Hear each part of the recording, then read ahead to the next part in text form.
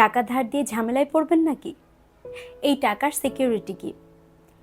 বা যদি টাকা ধার দিয়ে সম্পর্কই নষ্ট হয়ে যায়, এরকম বিভিন্ন ধরনের প্রশ্ন নিয়ে আমাদের প্রতিদিন চলতে হয়, প্রতি মুহূর্ত চলতে হয়।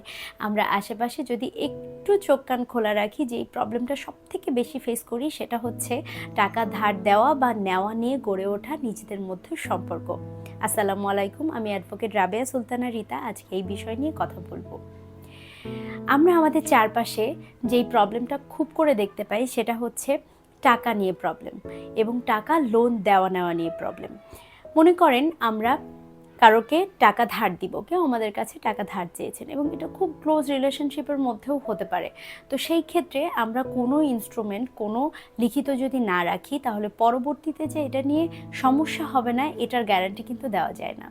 ছোট্ট একটা মামলার কথা বলি। কিছুদিন আগে আমার কাছে একটা মামলা এসেছে এরকম, যে আমার ক্লায়েন্ট এসে বললেন যে ম্যাডাম, আমি আমার আপন চাচাকে কিছু টাকা ধার দিয়েছিলাম এবং যেহেতু আপন চাচা, এখানে আমি কোনো ডকুমেন্ট রাখিনি এবং পরবর্তীতে অনেকবার চাওয়ার পরও আমার চাচা এই টাকাটা ফেরত দেননি এবং এখন রীতিমতো সে টাকা দিবেন না বলে আমাকে জানাচ্ছেন। এখন আমি কি করব? তো খুব স্বাভাবিকভাবে এটা তো বোঝাই যায় যে কোনো ধরনের লিখিত বা কোনো ধরনের কোনো জায়গায় জন্য যদি কোনো রেকর্ড না থাকে যে আপনি কাউকে টাকা ধার দিয়েছেন, তাহলে এটা তো আসলে আইনে প্রুফ করার কোনো সুযোগ নাই।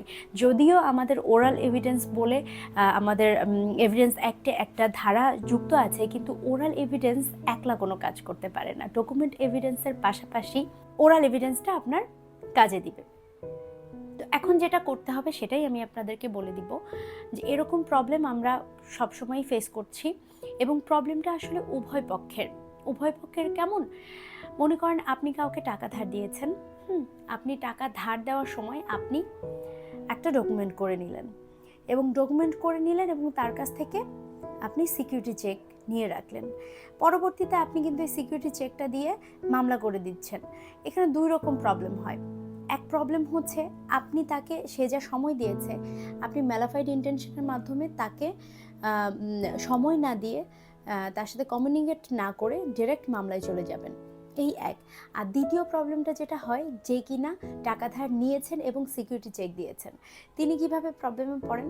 মনে করেন সিকিউরিটি চেকটা দিল সে 2 লাখ টাকার এবং এটা হচ্ছে সে সিগনেচার করে, স্বভাবতই আমরা যেটা দেখি সেটা হচ্ছে ব্ল্যাঙ্ক চেক সিগনেচার করে দেন। এই ক্ষেত্রে আমাদের যিনি বাদীপক্ষ হন বা যিনি টাকা পাবেন, তিনি 2 লাখের জায়গায় 3 লাখ, 4 লাখ বা তার মনোপুত যেটাই ইচ্ছা সেরকম একটা অ্যামাউন্ট বসিয়ে মামলা করে দিচ্ছেন। সেই ক্ষেত্রে আসামি এবং যিনি টাকা ধার নিয়েছেন তিনি ভীষণভাবে ক্ষতিগ্রস্ত হয়। তো তাদের জন্য আমার একটা অবশ্যই একটা বড় ধরনের সাজেশন থাকবে, এই যে আপনারা অবশ্যই সিকিউরিটি চেক দিবেন, সিকিউরিটি দরকার টাকার ক্ষেত্রে, কিন্তু এই সিকিউরিটি চেকটা সিগনেচার করে শুধু দিবেন না। আপনি তারিখ না লিখেন, যদি এরকম মনে হয় তারিখ না লিখেন, কিন্তু আপনি অবশ্যই অ্যামাউন্টটা লিখে দিবেন, তাহলে আপনি এই প্রতারণার শিকারটা হবেন না। আর যিনি টাকা ধার দিচ্ছেন আর কি, তার ক্ষেত্রে আমি বলবো যে অবশ্যই ডকুমেন্ট রাখেন এবং এটা অবশ্যই 300 টাকার স্ট্যাম্পে রাখবেন। আরও একটা কথা যেটা বলবো, অবশ্যই এটা কোনো ভেন্ডরের কাছে গিয়ে গদবাঁধা নিয়মে করবেন না। একজন আইনজীবীর পরামর্শ নিয়ে করবেন, কারণ ভবিষ্যতে যে এটা নিয়ে আপনার প্রবলেমে পড়তে হবে না, এটা আসলে আমরা কেউ বলতে পারি না, তাই না? যদি কোনো প্রবলেম হয়েই যায়, আসলে প্রবলেম তো কেউ ঠেকাতে পারে না। তো আগে থেকে প্রিকশনটা নিয়ে রাখলে পরবর্তীতে যদি কোনো ঝামেলায়ও পড়েন, তাহলে সেই ঝামেলা থেকে দ্রুত উত্তরণের পথ আপনারা পেয়ে যাবেন। সবাই ভালো থাকবেন। আসসালামু আলাইকুম।